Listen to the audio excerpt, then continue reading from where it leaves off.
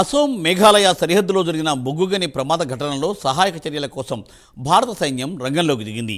ఆర్మీలోని Assam rifles, engineer regiment విభాగాలు rescue, relief operations చేపట్టాయి. ప్రమాదం జరిగిన ధిమాధి హౌస్ బొగ్గుగనిలోకి వరద నీరు ప్రవేశించింది.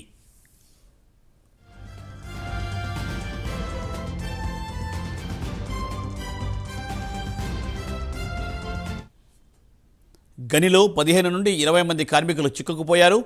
కార్మికులను రక్షించాలని ఆర్మీని అసోం ప్రభుత్వం కోరింది. ఈ నేపథ్యంలోనే గని ప్రాంతానికి అసోం రైఫిల్స్ చేరుకుంది. పౌత్ ఫైండర్ టీంతో పాటు సైనికులు ఏరియల్ రెక్కీ కూడా నిర్వహించారు. అండర్ వాటర్ డైవింగ్ స్పెషలిస్టులతో ఘటనా స్థలానికి ఆర్మీ ఇంజనీర్ టాస్క్ ఫోర్స్ చేరుకుంది. ఎన్డీఆర్ఎఫ్, రాష్ట్ర ప్రభుత్వ బృందాలతో కలిసి రెస్క్యూ ఆపరేషన్ చేపట్టారు.